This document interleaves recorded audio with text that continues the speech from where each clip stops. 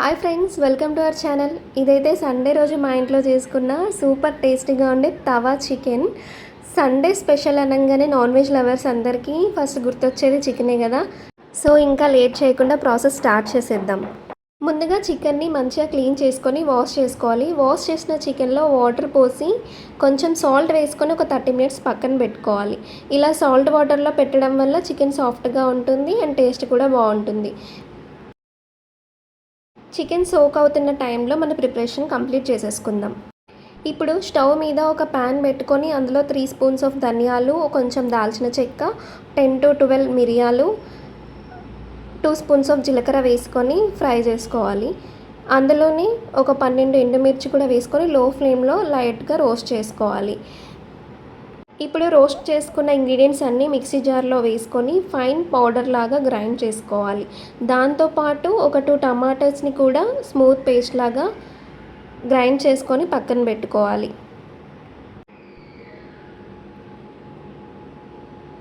ఇప్పుడు మన main process start చేద్దాం. ప్యాన్ని హీట్ చేసుకొని 3 స్పూన్స్ ఆఫ్ ఆయిల్ వేసుకోవాలి. ఆయిల్ మొత్తం ఈవెన్గా స్ప్రెడ్ చేసుకోవాలి. ఆయిల్ హీట్ అయిన తర్వాత ఆనియన్స్ వేసేసుకుందాం.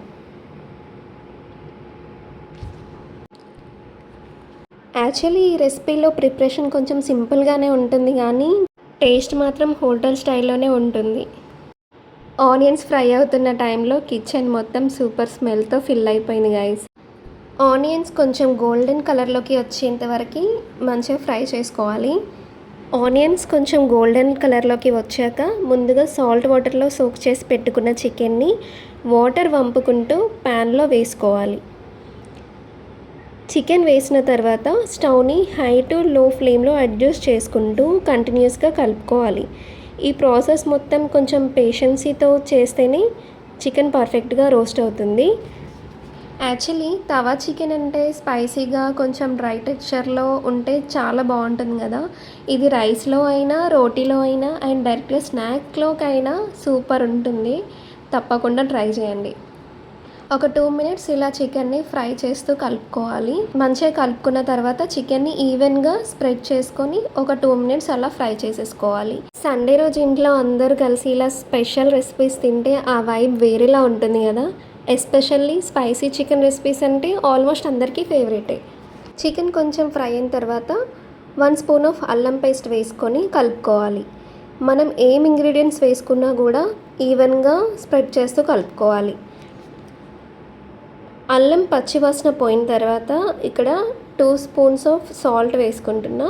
సాల్ట్ వేసుకొని మళ్ళీ ఒకసారి కలుపుకోవాలి. నెక్స్ట్ ఇక్కడ టమాటా పేస్ట్ కూడా వేసుకుంటున్నా. మనం ఏ ఇంగ్రీడియంట్ వేసినా సరే ఈవెన్గా కలుపుకోవాలి.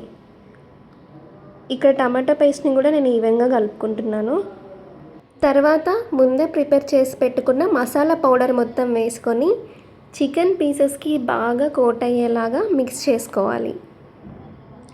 ఆ కలర్ చూడంగానే ఆల్రెడీ సూపర్ టేస్టీగా అనిపిస్తుంది కదా. ఇక్కడ లైట్గా పసుపు వేసుకుంటున్నాను. కావాలనుకుంటే పసుపు మీరు ఫస్ట్ కూడా వేసుకోవచ్చు. ఇక్కడ లైట్గా వాటర్ వేసుకొని కలుపుకోవాలి. మంచిగా కలుపుకున్న తర్వాత మూత పెట్టుకొని స్టవ్ని సిమ్లో పెట్టి ఒక 5 మినిట్స్ కుక్ చేసుకోవాలి.